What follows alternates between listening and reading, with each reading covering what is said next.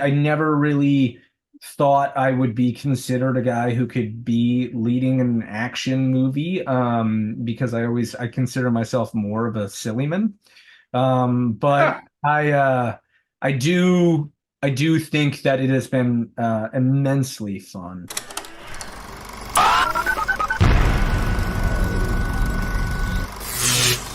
Hi, I'm Kristen Maldonado from Pop Culture Planet. Dylan, it's great to see you again after beautiful wedding. And Mason, it's great to meet you.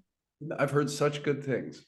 This Oh, this is exciting for me. Dylan speaks nothing but the loveliest praise about yourself. oh, I'm sure. I'm sure. Oh, Yeah. thank you. Now, I'd love to start. I believe this is for both of you, right? Your first, like, sort of like action genre movies. So I'd love to hear about how you sort of like prep for that, how you trained and sort of got into that mindset. Yeah, well, it's funny. It is my first action foray, but Dylan would try and make it as real as possible by just coming over to my house at random times and beating me up. He would just really lay it on thick. I But want you to get into your character, okay? right, no, and I appreciate it. Beyond Dylan's willingness to help me get into the psychology of Romeo, I also have just been such a fan of the genre. I think most of my favorite movies have uh, an action either aspect to it, or maybe it's just an outright action film. My favorite movie of all time is John Carpenter's The Thing. And I feel like that's a great example of how action can be used to increase tension where typically it wouldn't be present. Um, and I feel like I've always wanted an opportunity to be physical on set and put to use like a level of physicality that a lot of times requires um, trust and understanding amongst actors and amongst stunt teams. And I think Aftermath was such a great foray into that. Dylan is such a considerate and honestly talented physical performer, from his martial arts background to also just his care and consideration as a person. It made for an experience that probably spoiled me outright for any subsequent work in the genre. But then I went ahead and did another action movie with Dylan called Under Fire, and it was more of the same. So clearly it's all working out in my favor, and I don't have to learn anything aside from what Dylan needs. This was certainly like I would say like the first action movie for me that was like tried and true Mm. action genre. I've done a lot of action-esque stuff before, but this was the first, I think, like solid action genre movie. And it's a blast. I mean, I've said this before. I never really thought I would be considered a guy who could be leading an action movie, because I consider myself more of a silly man. But I do I do think that it has been immensely fun. I love the marriage of the kind of physical training and the training for the choreography of the action scenes, mixed with the emotional work of building the character out. I think that, like, for me, is a very fresh new thing, and I have a great time doing it. And honestly, I can make action movies for the rest of my life. I think they're so fun. Mhm. And it's made a lot easier when you have someone who is playing apart from you, like Mason, who I know is having equally as much fun when we go into training and choreographing, and that just makes everything easier on set too. So Mason already mentioned how you guys have another film coming out together. What was it like going from like one to the other? Like, what, were they back to back? Like, how did that help you in terms of like just growing your friendship? It was nice that even prior to filming Aftermath, I already had such a positive opinion of Dylan, save for the random beatings. That when it came time to do it again no for one is going to believe that I can Under beat Fire, you up. I know, You but that's realize why I that, have no problem right? saying it. That's okay. I wouldn't want them to actually think that you do that, because I would win even if you did. Sure, sure. Under Fire was nice for this. I'll say, for this simple fact that kind of pervades a lot of other aspects about it that I loved. In Aftermath, we play antagonists towards one another. Romeo theoretically dislikes Eric, dislikes Romeo.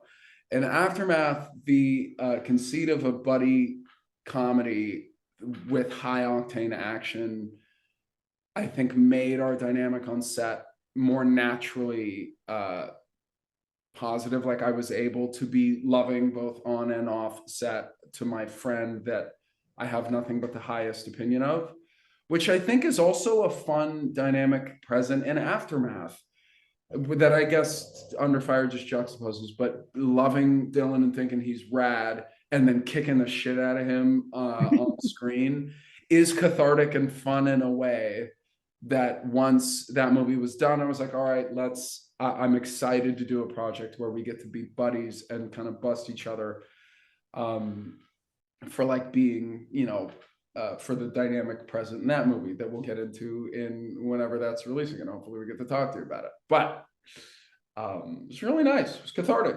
What's interesting about this film is it's pretty much one location. You're on a bridge, and that's where it all takes place. So was that challenging? Did you have like a favorite part of filming, or maybe something that was more difficult when it came to filming a movie like this?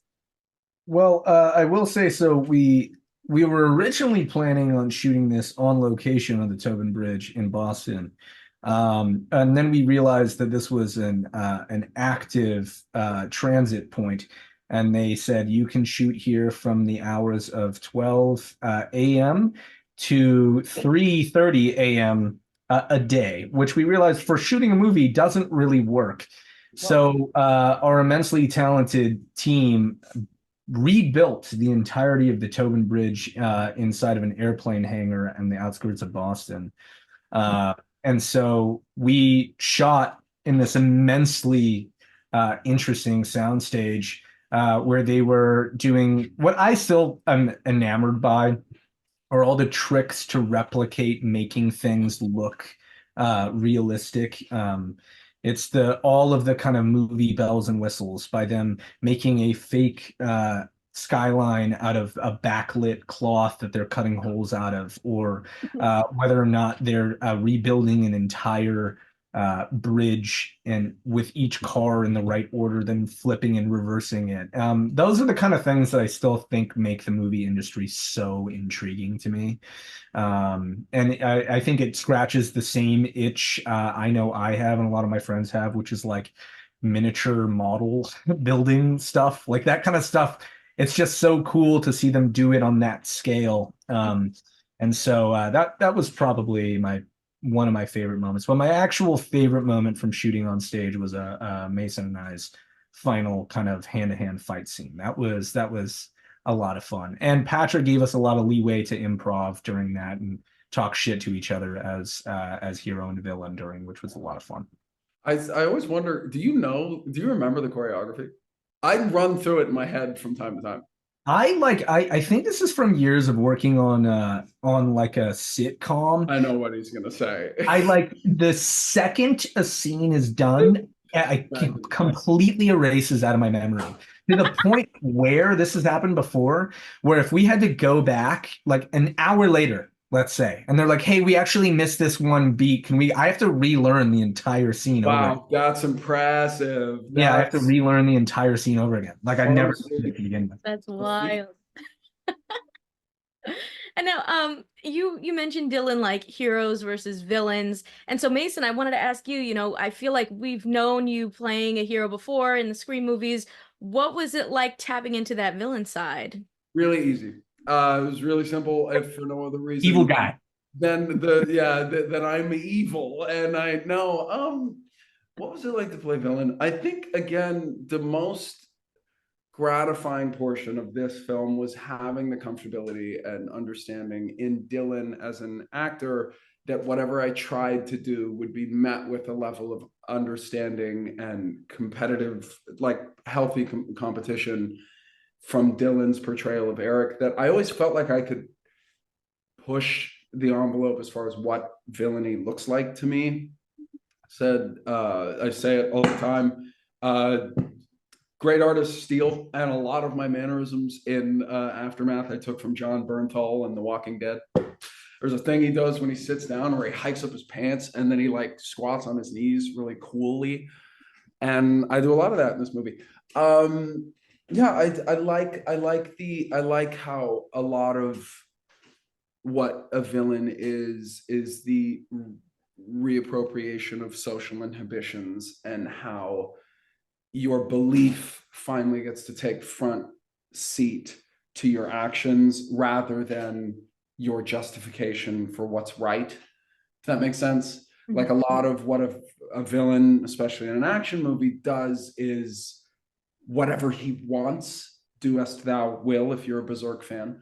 And the hero has this obligation to be a little more morally upstanding, and I just kind of remove that for the sake of entertainment. And then it goes right back up when they yell cut, and I'm very gracious. Hopefully, maybe. I wanted to ask you, Dylan, also because your character, like is playing a hero, but also kind of, I think, also struggles with that word, especially coming out of the army and dealing with PTSD and feeling like, did I make the wrong choice then? And am I going to make the wrong choice now?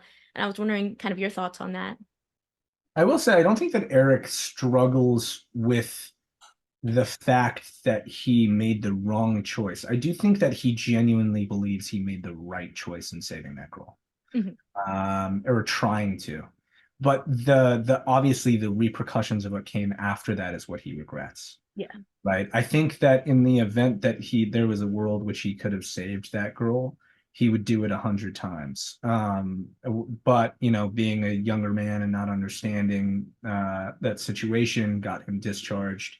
And I think he's terribly afraid of making a similar mistake now that his sister is in jeopardy and so many people on this bridge are in jeopardy. And so I think the consequences of being a hero is something that he's really afraid of, while also being maybe the only guy on the bridge who can do something about it. So, when we've spoken about the PTSD in previous interviews too, I was just happy that the script looks at it as a transition point rather than like the end goal. Because I've seen a lot of movies and television make PTSD kind of like the completeness of the character. Like they don't really talk much into how it's a journey in itself to get to the process of healing. And so I liked that this was the process of healing, and you can kind of see an arc in Eric as he continues through this, directly juxtaposed against Romeo's own arc, right? And so I think this has a good amount to say about that, which is nice, while also still maintaining the movie value of what we're watching too. 100%. We, at the end of the day, we wanted to make a fun action. Yeah. I mean, addressing some of the real topics of it. You can't I find that, a lot of the action movies, which is a genre that I really love, like you got to be able to sit down with your friends, drink a beer and go like, hell yeah, at a lot of parts during an action movie. That's what it's for. Yeah.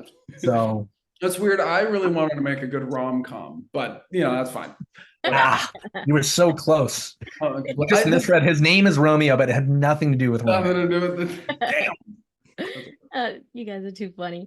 I was gonna say, I watched this movie with my husband, who ironically is also a veteran named Eric. No way.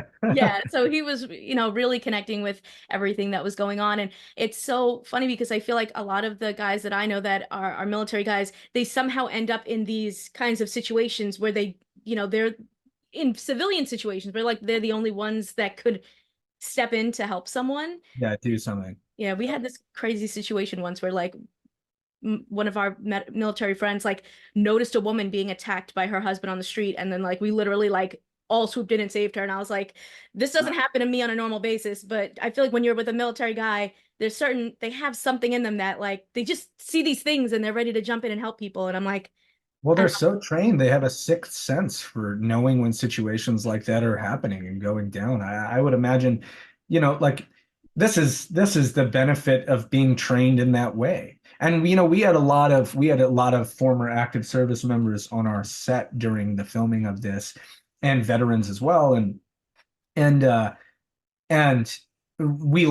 both of us learned an immense amount from them, especially during the choreography stages too, of that, how to properly hold your weapon, or what would be most likely the form of combat that they would take to address each other.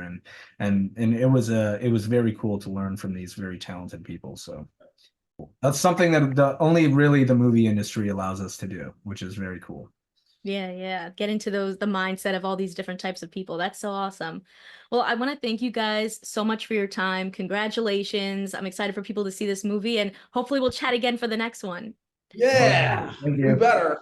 Awesome. Gosh darn it. Thank you guys so much. Consider subscribing if you like this video and get even more entertainment news at popcultureplanet.net. See ya!